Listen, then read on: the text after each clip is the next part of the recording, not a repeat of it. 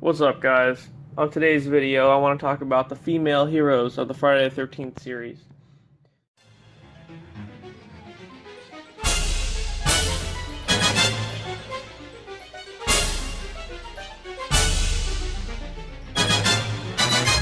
Most horror franchises have various protagonists throughout the films, with the exception of Halloween having Laurie Strode.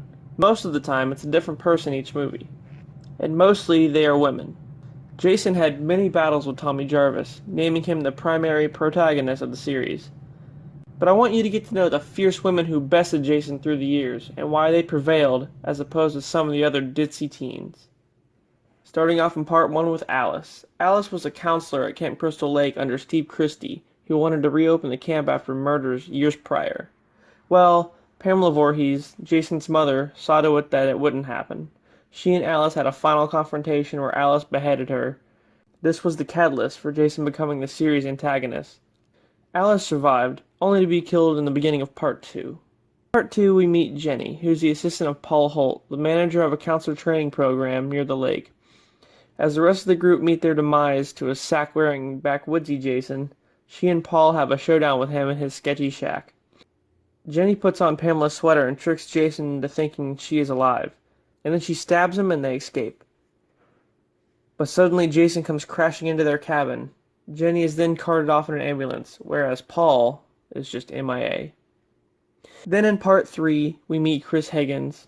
She goes to her old family home on the lake with her boyfriend and some friends. In typical fashion, everyone dies, leaving Chris to fight Jason in her barn. This is a somewhat iconic fight for the series.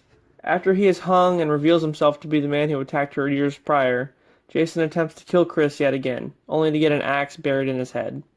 Jason drops and Chris escapes, but with her sanity, I'm not so sure. Following directly after in the final chapter, we get to know Tommy Jarvis, who stays the main protagonist in the movies through Part 5 and 6. Tommy's mainly the one who bests Jason most of the time, but there are some women involved as well. In Part 4, Tommy's sister Trish helps finally kill Jason, as Tommy has him distracted. In Part 5, A New Beginning, Jason's not even in that one. Pam would be the female of this movie, where she outlasts everyone and survives at the end. Then, in Jason Lives, Tommy is assisted again, this time by Megan, the daughter of the sheriff, who helps Tommy chain Jason to the bottom of the lake. And then Part 7, where we meet Tina. Tina accidentally frees Jason from his lake slumber with her telekinesis. Yes, she has telekinesis. Jason then kills her mother and a bunch of teens. Tina has a pretty cool telekinesis fight with Jason, electrocuting him, hanging him, and then burning him. But he survives all that to pursue her again. Ultimately, he is stopped thanks to her deceased father, who she resurrected briefly with her powers. Tina is then taken away by ambulance. Part 8, we are introduced to Rennie, a student aboard a cruise ship headed for New York City. Jason somehow makes it aboard and causes mayhem. Rennie and a few others make it off the ship and into the city, only for Jason to track and kill them. Rennie then heads to the sewers and is confronted by Jason. Before he can kill her, she douses him in toxic waste, and then he's flooded by the shit, and she escapes along with Sean, the son of the captain from the ship. Following Part 8, we have Jason Goes to Hell. The protagonist in this one would be Jessica, Jason's niece. Yes, he has family. Jason gets blown up in the very beginning of the movie and jumps from body to body through the rest of it. Ultimately, he ends up in the body of his sister Diana, which brings him back to his normal form. I don't know, it doesn't make sense, just ignore that. Anyway, Jessica sends Jason back to hell by stabbing him in the heart with a special dagger that only works when she holds it. And then he is pulled into hell by these weird sand creatures. She then escapes with her ex-boyfriend Steven and their baby. In Freddy vs. Jason, there are a number of kids, but the one who lasts is Laurie.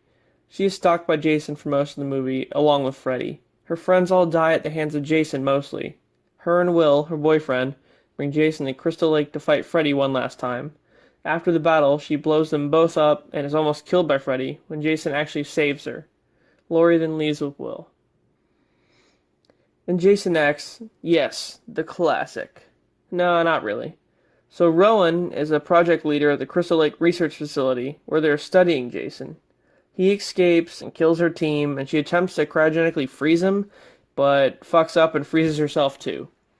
They wake up years and years into the future aboard a spaceship, and she continues to run from him. After Jason is turned into a cyborg, he almost catches up to Rowan again, but is burned up in the Earth's atmosphere instead, leaving her to remain in the future. Well, there you have it. The women who have prevailed over Jason Voorhees. Their fates may be unknown, but they put up a hell of a fight. Alright guys, that's it for this one. See you next time.